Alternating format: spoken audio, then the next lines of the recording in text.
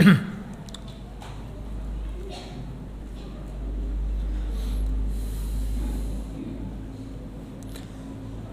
billahi minasyaitonir rajim. Bismillahirrahmanirrahim.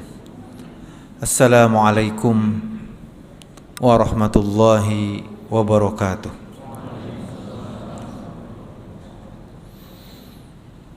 Innal hamdalillah nahmaduhu wa nasta'inuhu wa nastaghfiruhu wa na'udzu billahi min sururi anfusina wa min sayyiati a'malina. Man yahdihillahu fala mudhillalah wa man yudlilhu fala hadiyalah. Asyhadu an la ilaha illallah wahdahu la syarikalah wa asyhadu anna Muhammadan abduhu wa rasuluhu la nabiyya ba'dah. Allahumma salli wa sallim wa barik ala rasulina Muhammadin wa ala alihi wa ashabihi wa man tabi'ahum bi ihsanin ila yaumil qiyamah. Amma ba'du, rabbi israh li sadri wa yassir li amri wa hlul 'uqdatam min lisani yafqahu qawli. Bapak-bapak, ibu-ibu jamaah salat maghrib Masjid Istiqomah yang dimuliakan Allah. Segala puji hanyalah milik Allah Subhanahu wa ta'ala. Duduknya kita di majlis ilmu ini adalah daripada karunia dan rahmat Allah kepada kita. Allah berikan manusia akal, Allah berikan manusia hati, Allah turunkan Al-Quran, Allah ciptakan surga dan neraka dalam rangka Allah mencintai hambanya. Allah mencintai hambanya. Dia berikan akal untuk melihat, memahami. Dia berikan hati untuk memahami dan merasakan. Penuh dengan khusyuk ibadah kepada Allah nih. Allah juga menurunkan Al-Quran dalam rangka membimbing akal dan hati manusia. Supaya apa? Ada kebaikan bagi manusia itu untuk masuk surga karena rahmat Allah Subhanahu wa ta'ala. Maka dari itu, sebagai bentuk rasa syukur kita kepada Allah Subhanahu wa ta'ala, lalu kita menambah amal kebaikan dengan amal kebaikan selanjutnya. Kita sholat berjamaah dilanjutkan dengan duduk di majelis ilmu. Lalu kita sholat berjamaah lagi. Kita dalam rangka menggandeng kebaikan dengan kebaikan. Semoga Allah menerima amal kebaikan kita. Amin ya rabbal alamin. Salawat dan salam selalu tercurah kepada Nabi kita tercinta, Nabi Muhammad sallallahu alaihi wa ala alihi wasallam. Beliau adalah kecintaan kita, beliau adalah suri tauladan bagi kita.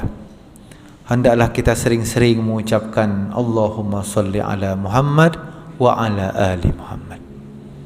Karena barang siapa yang bersalawat satu kali, maka Allah bersalawat atasnya 10 kali. Semoga Allah mengumpulkan kita dengan Nabi Muhammad sallallahu alaihi wasallam. Amin ya rabbal alamin. Pada kesempatan yang singkat ini antara maghrib dan isya, ulun ingin mengetengahkan satu surah di dalam Al-Quran.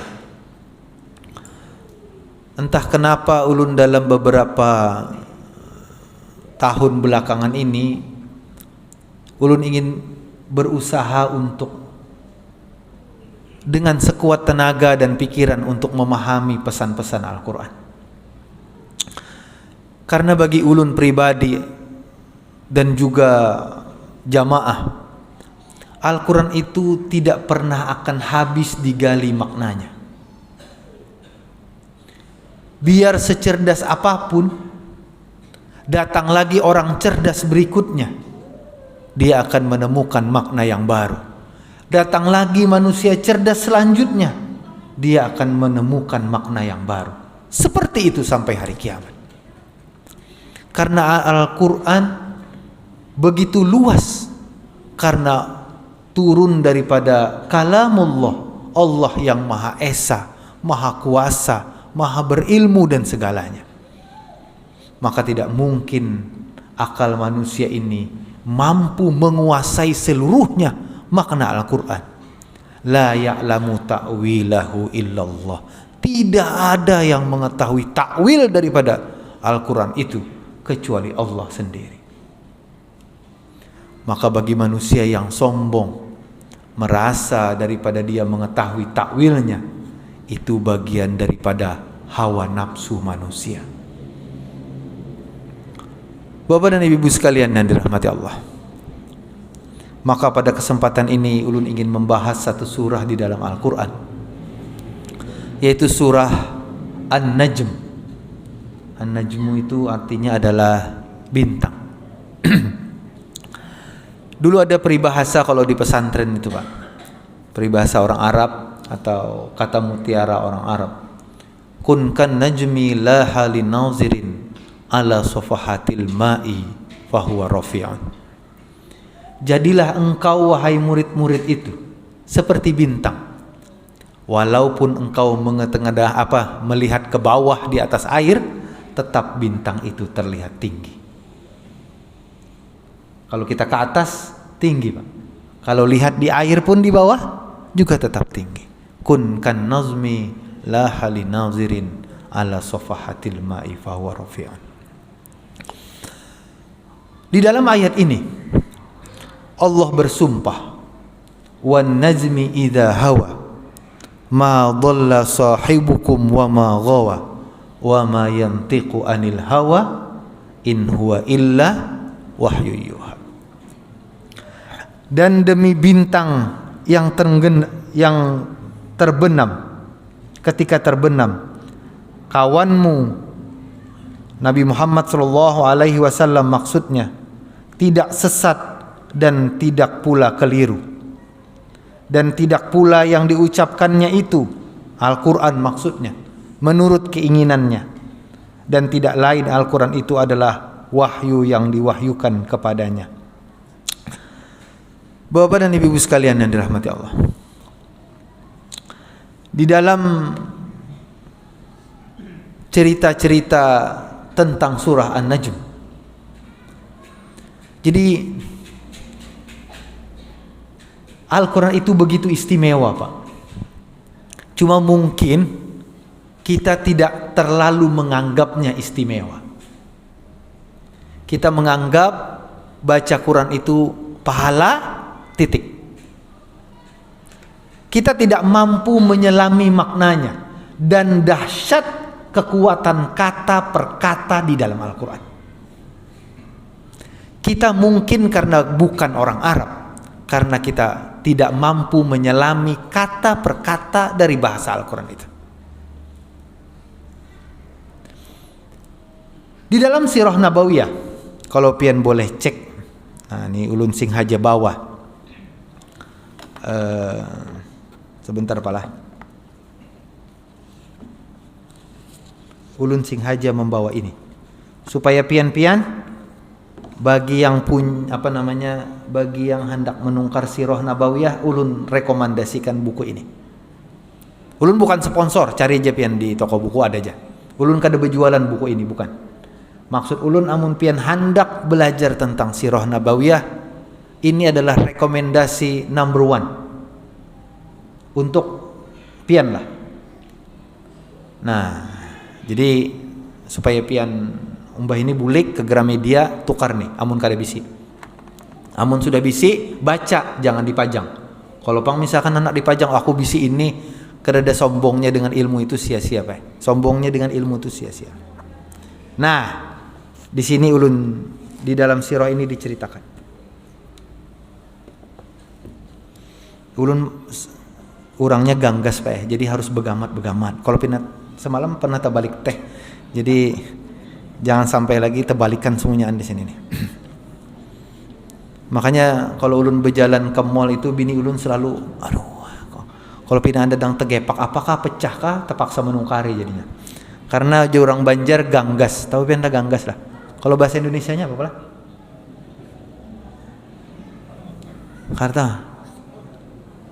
Aja yang terjemahkan sendiri, itu uniknya bahasa Banjar. Ulun juga kada tahu apa arti ganggas tuh bahasa Indonesianya. Diceritakan di dalam Sirah Nabawiyah ini, orang kafir tuh Pak, ini orang kafir. Al-Quran menyebutkannya. Wa qala alladzina kafaru la tasma'u li hadzal Qur'an walghaw fihi la'allakum taglibun. Berkatalah orang-orang kafir, la tasma'u, jangan kalian mendengarkan Al-Quran ini. Walghaw, dan buatlah kegaduhan terhadapnya. La'allakum taglibun, agar kamu dapat mengalahkan mereka. Jadi kalau orang kafir itu Pak mendengar Quran, dia takjub Pak. Supaya tidak takjub apa? Buatlah kegaduhan sehingga orang-orang tidak mau dengarkan Al-Quran itu. Kalau kita kan kada begaduh aja Pak, kaset, setel, sudah ya. Kita kada sampai memaknai kata per kata. Itu kok kelemahan kita mungkin. Satu ketika terkait tentang surah An-Najm, sebelum ulun kaitkan tentang tafsirnya, di dalam Sirah Nabawiyah Syekh Al-Mubarakfuri ini diceritakan, amun pen cek kena cek halaman 183, itu sebelah kanan atas. Ulun anak mirip Adi Hidayat juga. Jadi tapi Ustaz Adi Hidayat kan kada buku, ulun buku bawa. Ya. Pada bulan Ramadan diceritakan di dalam buku ini, Nabi keluar ke Masjidil Haram. Saat itu berkumpul pemuka-pemuka kafir Quraisy. Pada bulan Ramadan, masjid itu ngumpul mereka. Lalu Rasulullah Shallallahu Alaihi Wasallam berdiri, lalu membacakan surah An-Najm. Jadi kalau bisa diilustrasikan sedikit Pak, orang pada ngumpul, pemuka kafir Quraisy saat itu, lalu Nabi datang langsung membaca wan najmi idza hawa ma dhalla sahibukum wa ma ghawa wa ma yantiqu anil hawa in huwa illa wahyu yuha, sampai akhir ayat. Orang-orang kafir itu belum pernah mendengarkan kalam Al-Quran sepenuhnya, kecuali pada kesempatan itu. Nabi langsung membacakan Al-Quran tanpa aling-aling, langsung. Namun ketika dilantunkan ayat ini, gendang apa namanya sih? Gendang telinga mereka itu disebutkan dalam ini, diketuk kalam ilahi yang indah menawan dan tidak bisa dilukiskan dalam satu gambaran. Mereka semua diam terpesona, menyimak dan khidmat mendengarnya, sehingga tidak ada pikiran lain yang keluar dari benak mereka. Mereka semua diam, khusyuk mendengarkan. Tidak ada kata berontak dan tidak ada yang lari, tidak ada yang marah, tidak ada yang berbicara, semua diam. Sampai Nabi Muhammad SAW membaca ayat yang terakhir. Fasjud apa namanya ayat yang terakhirnya itu Pak? Ini ulun minta maaf nih karena kada hafal Al-Quran, tidak seperti Ustadz Adi Hidayat. Fasjudu lillahi wa'budu. Fasjudu lillahi wa'budu. sampai Nabi membaca ayat yang terakhir, fasjudu lillahi wa'budu. Mereka, Nabi Muhammad SAW sujud, maka mereka semua orang kafir ikut sujud.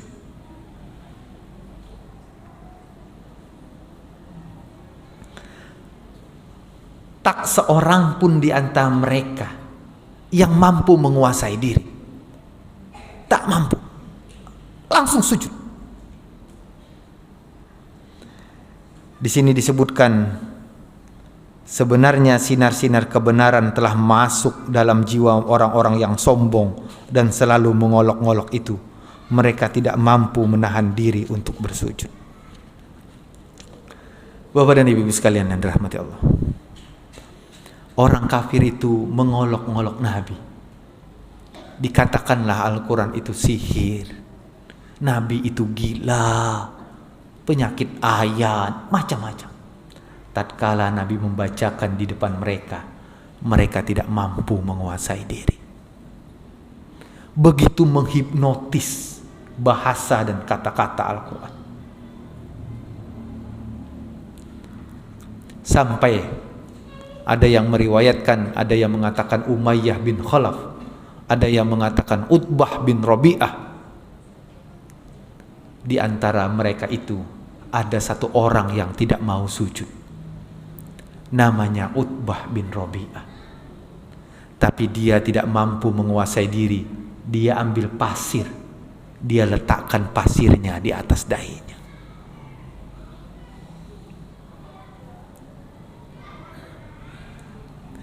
Itulah Al-Quran. Surah An-Najm. Begitu dahsyat pesonanya. Bahkan di kalangan orang-orang yang tidak meyakininya. Sementara kita orang yang meyakininya tersentuh pun tidak. Seakan-akan ayat itu berlalu dari ayat ke ayat, ayat ke ayat. Tidak ada yang sampai ke dalam lubuk jiwa sehingga kita mampu memahami maknanya. Bapak dan Ibu sekalian yang dirahmati Allah. Itulah mengapa sebaiknya kita seorang muslim harus belajar bahasa Arab. Harus belajar bahasa Arab. Jangan pian sematkan bahasa Arab tuh hendak menjadi TKW, TKI di Arab. Atau pian sematkan itu urusan ustadz tuh belajar bahasa Arab, urusan kami keredanya. No. Kalau mau pian memahami makna terdalam, bacalah Al-Quran. Lalu pian belajar bahasa Arab sehingga pesonanya muncul. Itu pun belum tentu bagi mereka yang belajar bahasa Arab. Tapi kalau mereka sudah mendalami sastranya dan mendalami pesona-pesona sastranya, maka insya Allah akan terketuk pintu hatinya. Bapak dan Ibu sekalian yang dirahmati Allah. Sekarang kita bacakan ayat per ayat. Wan najmi idza hawa, dan demi bintang ketika terbenam. Kalau ulun ingin tanyakan kepada pian, apa yang ada dalam pikiran pian ketika pian membaca ayat itu? Bintang? Apa lagi, Pak? Terbenam, sunset di pinggir pantai, atau pian naik gunung, sunrise misalkan. Wah, indahnya alam semesta. Subhanallah, mungkin terbayang itu.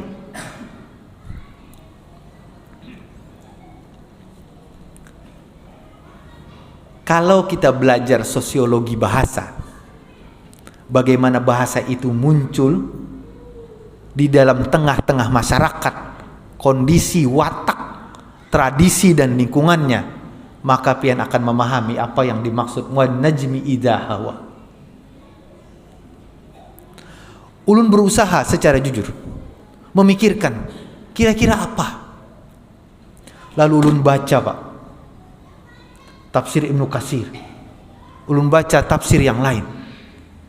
Kenapa kaitannya wan najmi idza hawa? Lalu Al-Quran berbicara ma dhalla sahibukum wa ma gawa. Al-Quran berbicara bintang, tapi kenapa Al-Quran habis itu berbicara tentang Nabi Muhammad? Orang-orang orientalis akan memahami Al-Quran itu loncat-loncat. Ya kan Pak? Pertama berbicara bintang, yang kedua sahabatmu itu tidak gila dan tidak ngacau. Lalu kita, apa ya maksudnya? Nah, lalu ulun berusaha tadi siang, karena ceramah itu biasanya harus disiapkan pula. Lalu ulun berusaha menyiapkan kira-kira yang ulun sampaikan non jamaah ini apa. Jadi amun pian menyuruh ulun ceramah itu ada manfaatnya bagi ulun, menambah ilmu. Sebenarnya ulun kada tahu sebelumnya Pak, serius. Jadi jangan gambarkan ustadz itu semua ilmu agama ada dalam otaknya. Enggak ada. Inya semuanya menyiapkan Pak, semuanya menyiapkan. Ulun menyiapkan. Lalu ulun berpikir, kira-kira manisnya nih ulun mengaitkan kemana? Oh ya, ulun kaitkan ke sastra Arab. Lalu ulun baca sastra Arab jahiliyah. Tahu kan sastra Arab jahiliyah? Jadi sebelum Islam tuh sekarang dikaji sastra Arab sebelum Islam. Bagaimana sastra-sastra Arab sebelumnya? Bagaimana berbicaranya, konteksnya. Lalu ulun kaji itu. Lalu ulun kaji bagaimana tema-tema sastra Arab pra-Islam. Ulun kaji. Oh ternyata mereka sering bersair dengan salah satunya bintang. Lalu baru pian connect kan? Oh, connect. Satu. Pertanyaannya, kenapa orang Arab sering bersair dengan bintang? Seperti yang ulun sebutkan tadi, kun kan najmi la halinazirin ala safahatil ma'i fahuwa rafi'un wala takun kaddukhani ya'lu binafsihi. Jangan kalian seperti asap yang naik sendiri, kata orang Arab. Ternyata Pak, setelah dikaji, orang Arab ini kan suka dagang Pak. Dia ke Syria, dia ke Syam, dia selalu menggunakan bintang sebagai petunjuk arah. Nah, lalu pian connect kan? Oh. Lalu apa yang terjadi Pak? Maksudnya wan najmi idza hawa. Dan kalian itu tuh yang menuduh Nabi Muhammad itu lalai, sesat dan segala macam. Apakah kalian pernah tersesat dengan bintang sebagai petunjuknya? No. Seperti itulah Nabi Muhammad. Kau tidak akan tersesat ketika mengikutinya. Itu maksud wan najmi idza hawa ma dhalla sahibukum wa ma gawa. Itulah yang ulun maksud bahwa ketika kita memperbanyak bacaan kita akan menemukan makna-makna lain, makna-makna terdalam yang mungkin sebagian penafsir hanya menafsirkan ketika terbenam, demi bintang ketika terbenam. Padahal itulah yang digunakan orang Arab sebagai petunjuk jalan mereka. Karena pada malam hari gelap gulita, tidak ada lampu, maka mereka menggunakan bintang sebagai petunjuk jalan. Apakah manusia pernah tersesat dengan petunjuk bintang? No. Nabi Muhammad seperti bintang. Paham pian maksud ulun lah. Bapak dan Ibu sekalian yang dirahmati Allah. Itulah kenapa Allah mengawali ayat itu wan najmi idza hawa. Sebaiknya kita nih Pak, coba pian baca Bismillahirrahmanirrahim. Alhamdulillahirabbil alamin arrahmanir rahim maliki yaumiddin iyyaka na'budu wa iyyaka nasta'in ihdinas siratal mustaqim siratal ladzina an'amta 'alaihim ghairil maghdubi 'alaihim waladdallin amin. Pernahkah pian bertanya, kenapa diawali bismillah? Pernahkah pian bertanya, kenapa qul a'udzu birabbin nas terakhir? Enggak, kita mungkin tidak banyak bertanya, tapi timbulkan pertanyaan itu supaya menambah rasa beragama kita. Itulah pentingnya. Bapak dan Ibu sekalian yang dirahmati Allah. Sekarang ulun bahas Yang kedua, ma dhalla sahibukum wa ma ghawa. Sahabatmu itu tidak sesat dan tidak pula lalai. Kenapa? Karena sebenarnya kenapa Al-Quran membahasakan Nabi Muhammad itu dengan bahasa sahibukum? Kenapa enggak langsung? Muhammad itu tidak gila. Muhammad itu tidak lalai. Kenapa pakai kata sahibukum? Karena Nabi Muhammad dulunya adalah sahabat mereka. Tapi ketika Nabi Muhammad menyampaikan Quran, lalu mereka musuhi. Lalu Al-Quran, wa ma sahibukum, itu kan temanmu. Itu maksudnya Pak.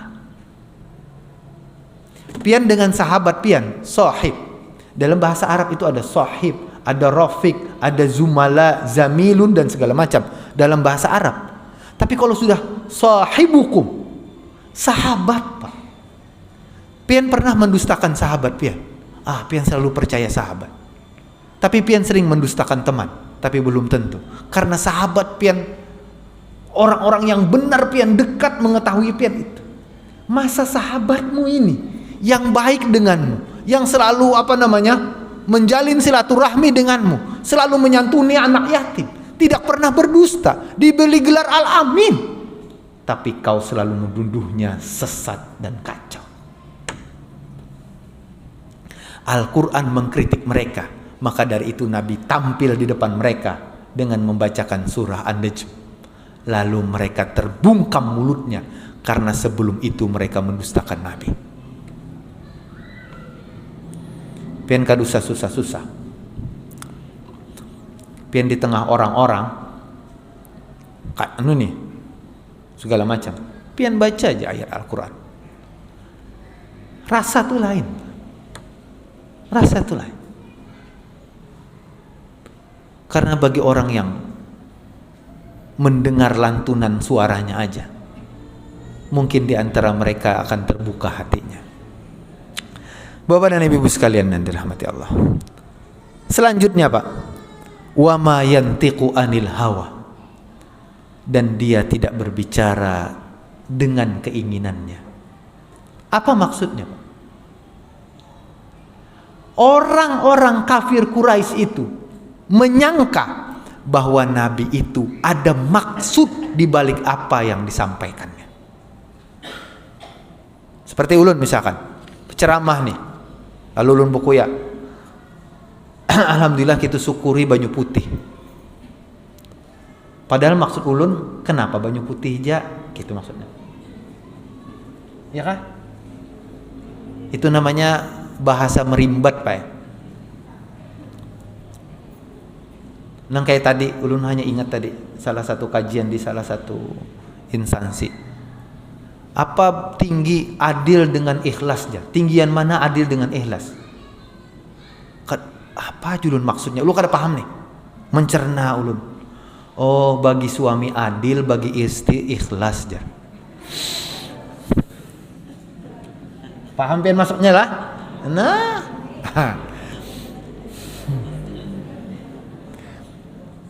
Jadi jeneng laki, aku nih harus adil. Ikam bini harus ikhlas. Belajarlah ikhlas. Setiap hari itu belajar ikhlas, setiap hari belajar ikhlas. Wah, jadi bini tuntung, aku sudah tuntung ikhlas. Nah, hanya pian datang akan. Lalu, kenapa? Kada tuntung kah lagi ikhlasnya? Maka sudah belajar aja. Itu trik Pak trik. Sakanya kada ada isapannya.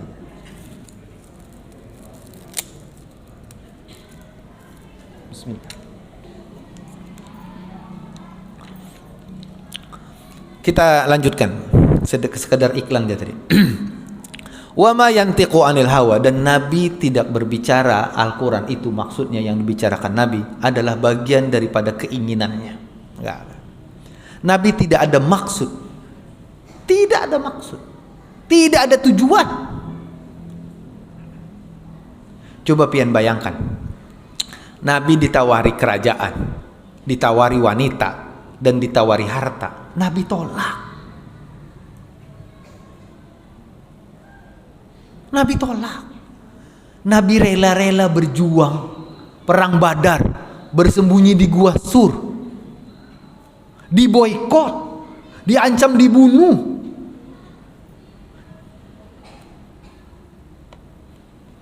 Kalau sekiranya Nabi menerima itu, maka apakah itu disebut Islam? Makanya kalau pian, ini teknis dia bilang, kalau pian menemukan seseorang yang alim nih, tapi terperdaya kepentingan, dia akan tenggelam dalam sejarah. Kalau seseorang alim itu mengatakan yang hak adalah yang hak tanpa kepentingan apapun, dia akan muncul dalam sejarah. Percaya nih. Karena apa? Karena kepentingan itu akhirnya menenggelamkan manusia, karena manusia menuruti hawa nafsunya ketika berbicara. Ulun di hadapan pian, wah, misalkan instansi apa gitu, wah bagus pian, tapi belum tentu. Itu akhirnya ya ulama usu, ulama yang memperburuk suasana. Hati-hati. Selanjutnya Pak, in huwa illa wahyu yuha, itu adalah wahyu daripada Allah Subhanahu wa taala. Bapak dan Ibu sekalian yang dirahmati Allah, ulun tutup sebentar Al-Qur'annya, ulun bacakan kisah selanjutnya. Apang pian pina mengelamun, jadi ulun bacakan kisah pulang. Karena mun orang banyak bisi kisah tuh caget mata mun kisah nih loh Pak. Nah, ini di dalam karya Syekh Sofiur Rahman Al-Mubarakfuri, halaman 153, sebelah kanan, posisinya di tengah-tengah. Insya Allah lu mencoba nang kitu ini nah. Satu cerita. Ketika Hamzah bin Abdul Muthalib dan Umar bin Khattab sudah masuk Islam, gentar orang-orang kafir. Gentar Pak. Gentar. Maka muncullah musuh yang baru. Kuat juga, tangguh juga. Dia adalah sepupu Nabi sendiri. Pian tahu namanya? Ulun tahu, ulun bari nih sebutin.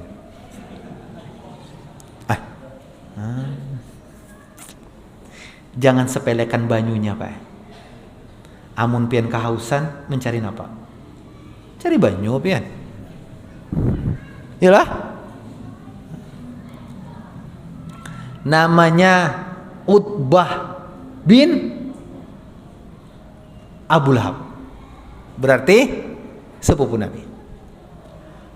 Abu Lahab ayahnya musuh Nabi, ibunya musuh Nabi, anaknya musuh Nabi. Ini sekeluargaan bujur. Tapi cuma satu orang yang anak Abu Lahab yang masuk Islam. Salah satu, namanya perempuan. Kalau ada salah namanya Lubna Labibah, muka diingat dah. Maklum ulun bukan seperti ustadz yang tadi. Utbah bin Abu Lahab ini menemui Rasul. Lalu dia berkata apa Pak? Aku mengingkari ayat wan najmi idza hawa. Kenapa ini? Ulun cerita flashback. Ketika orang kafir Quraisy tadi sujud, ikut sujud, berita santero Arab. Oh ternyata mereka jadi pengikut Muhammad. Santer nih. Lalu Supan. Tahu Supan Bena? Supan. Supat. Supan itu bahasa malu. Lalu mereka malu Pak. Lalu mereka mengatakan apa? Ini adalah bagian daripada menyembah Goronik. Gononik itu maksudnya berhala. Supan. Karena menutupi supan lalu dikatakan itu. Dan salah satu orang yang supan adalah Utbah bin Abu Lahab. Lalu dia berkata apa? Hai Muhammad, aku ingkari wan najmi idza hawa ma dhalla sahibukum wa ma gawa. Lalu apa? Kemudian dia mengganggu beliau dan merobek baju Nabi itu. Lalu meludah. Ini kada usah lu contohkan.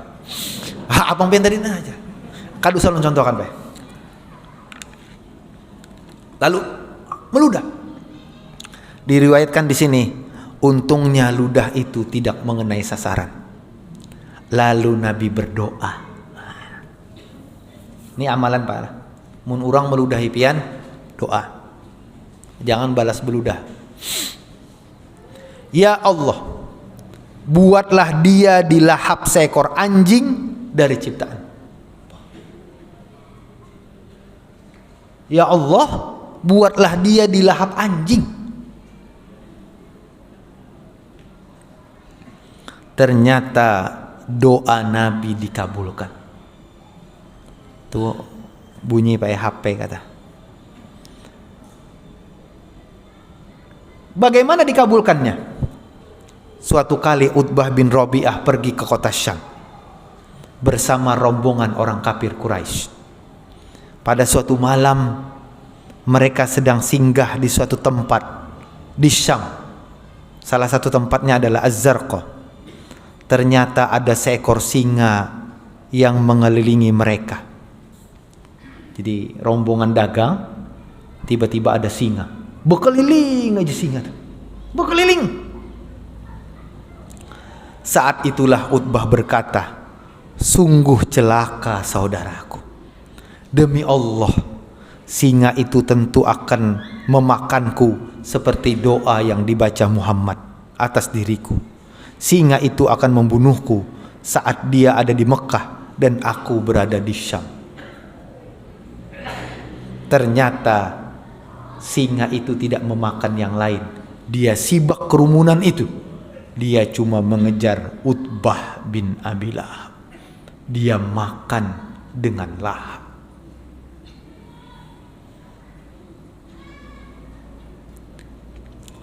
Apa kesalahan Utbah? Pertama, dia mengingkari ayat Allah.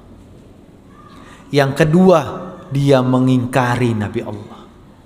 Yang ketiga, dia menyakiti Nabi Allah. Nih manusia-manusia yang sombong banyak yang menyepelekan. Hati-hati. Kalau pina disasahi anjing. Ya kan Pak? Hati-hati pian lah. Mun lewat di muka rumah orang. Au.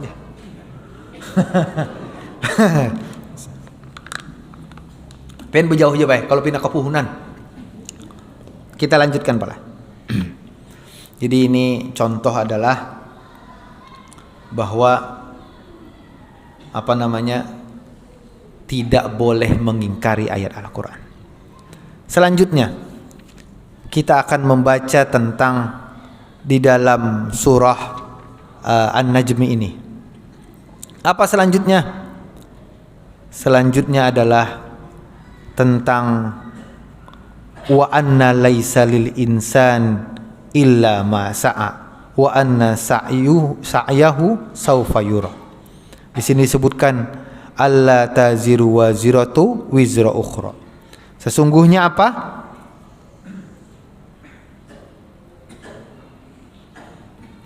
Sesungguhnya apa? Seseorang yang berdosa tidak akan memikul dosa orang lain, dan bahwa manusia hanya memperoleh apa yang telah diusahakannya, dan sesungguhnya usaha itu kelak akan diperlihatkannya. Nah, dalam bahasa Al-Quran, ulun jelaskan lagi, semua ayat itu bersatu Pak, dari ayat pertama sampai ayat terakhir. Satu kesatuan. Pertanyaannya, apa kaitan la taziru waziratu wizra ukhra Di situ disebutkan wa anna laisa lil insani illa ma sa'a wa anna sa'yahu sawfa yura. Itu maksudnya, hai orang-orang kafir yang kau tidak mempercayai Al-Quran, kau akan lihat perbuatanmu di akhirat kelak. Kita tidak bisa melihat hasil perbuatan kita di sini, Pak. Bisa pian melihat catatan pian sekarang. Kita cuma merasa-rasa. Rasa berdosa. Baguslah pian rasa berdosa. Yang paling antik itu adalah orang merasa berpahala terus. Tumat-tumat kayak seberpahala. Hibak sudah sorong pahala aja. Wah. Itu sebenarnya kayak orang nang jaga kawat tadi piciki Lombok. Nah, itu manusia-manusia yang merasa paling suci, merasa paling berpahala, itu adalah dijauhi, Pak. Dijauhi. Namun orang-orang yang mengaku aku ini banyak dosa, itu paraki, Pak. Paraki. Orang itu adalah orang tawadu, bagus, bersih. Dan kita tidak melihat catatan kita. Kita akan lihat entar, Pak. Saufa yuro, diperlihatkan di depan kita. Nih Ustadz ulun nih misalkan, Ustadz misalkan. Ternyata di hari kiamat, nauzubillah pala. Contoh yang lain aja, ulun kadua nih ambil contoh ulun. Contoh yang lain aja. Misalkan ada orang, wah,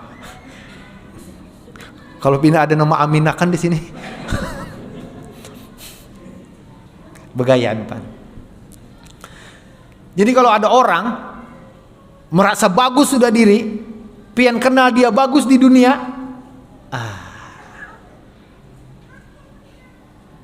hati-hati. Ternyata di akhirat kelak, aku nang kini sekalinya.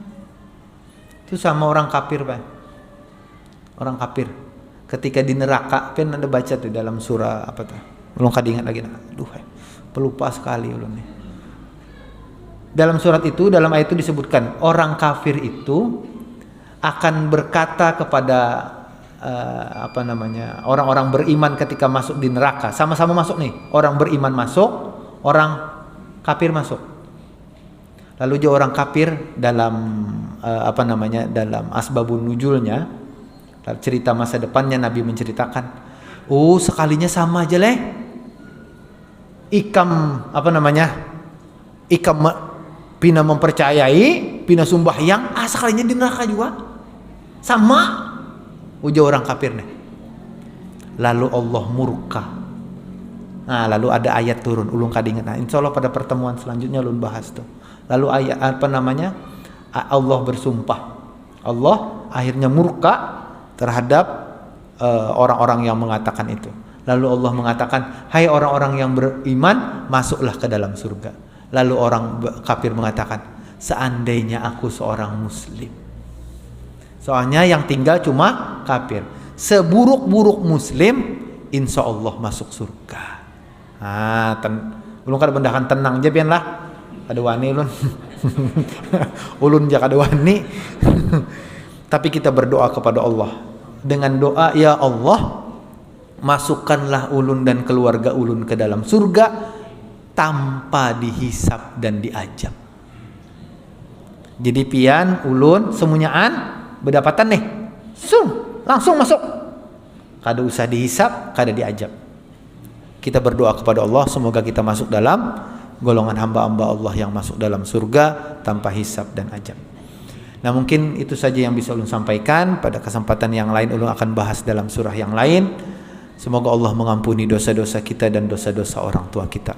Semoga kita termasuk orang-orang yang meyakini kebenaran-kebenaran Islam sampai akhir hayat hidup kita. Amin ya rabbal alamin. Wallahu alam bisawab. Kita tutup dengan baca kafaratul majlis. Subhanakallahumma bihamdika asyhadu an la ilaha illa anta astaghfiruka wa atubu ilaik. Assalamualaikum warahmatullahi wabarakatuh. Waalaikumsalam.